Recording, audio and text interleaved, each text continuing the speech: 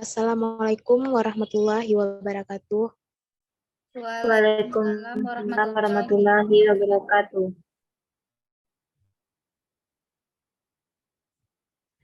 Baiklah, kami dari kelompok 5 akan membacakan materi.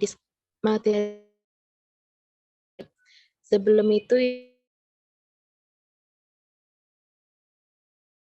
perkenalkan anggota kelompok saya, yaitu saya sendiri Azatu, kemudian Wiladatis Tania sebagai pembaca 2. Baiklah, langsung saja pembaca materi yang akan dibacakan oleh Tiara Dwi Antonia. Kepada Tiara Dwi Antonia dipersilahkan.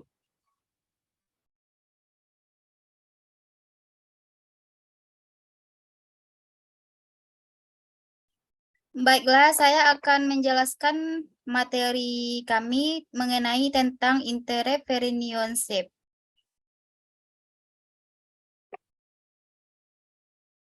Konsep dasar entrepreneurship atau kewirausahaan.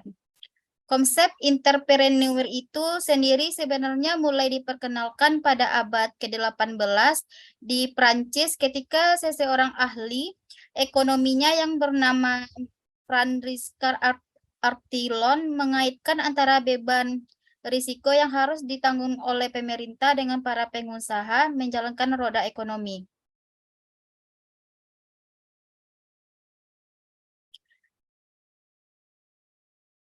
Di negara kita, kewirausahaan itu sendiri mulai dikenal masyarakat secara umum sejak Suparman Sumahamidjaya mempopulerkan istilah wira swasta. Pengertian wira swasta sebagai kegiatan atau orang yang melakukan kegiatan dengan karakteristik inovatif, produktif, kreatif, tekun, ulet, tidak cepat puas, dan berani mengambil risiko dengan perhitungan terlebih dahulu.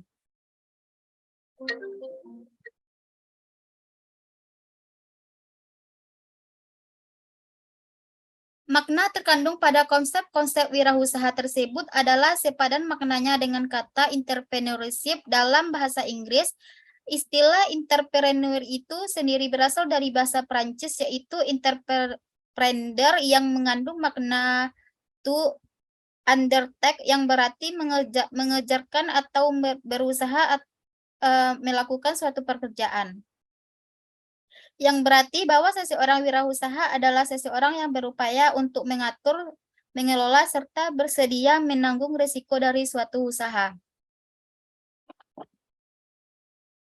B. Etika dan tanggung jawab sosial seseorang entrepreneur. Perspektif etis etika bisnis terdiri dari nilai-nilai moral, fundamental, dan standar perilaku yang membentuk landasan bagi orang-orang dalam suatu organisasi ketika mereka membuat keputusan dan berinteraksi dengan para pemangku kepentingan. Etika bisnis adalah masalah yang sensitif dan sangat kompleks, tetapi ini bukanlah hal yang baru.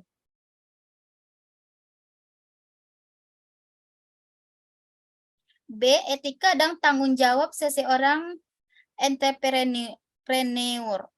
3 tingkat standar etika ada 3. Yang pertama, hukum, yaitu mendefinisikan bagi masyarakat secara keseluruhan tindakan-tindakan yang memperbolehkan dan yang tidak.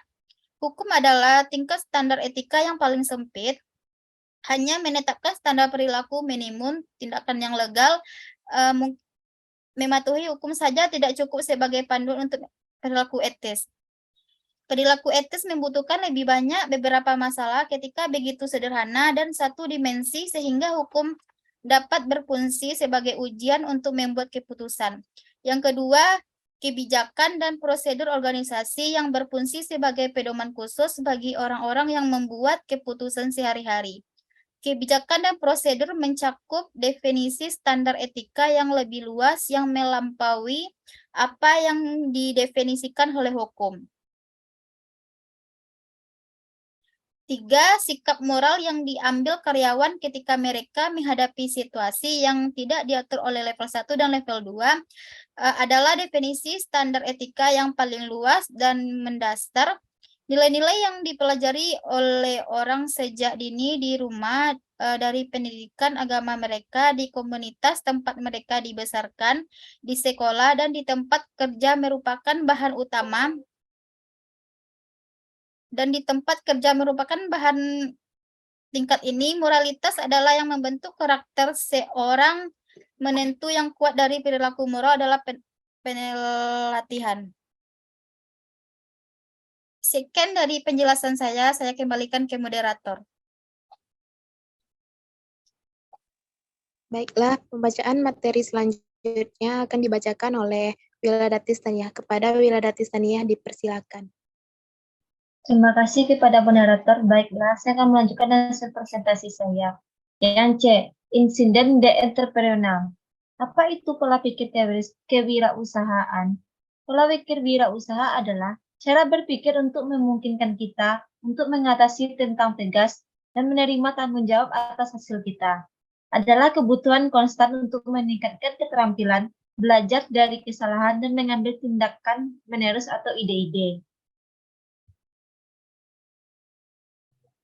Kreativitas, inovasi, dan kewirausahaan terbagi tiga, yaitu yang pertama kreativitas, kemampuan untuk mengembangkan ide-ide baru dan menemukan cara baru dalam melihat masalah dan peluang.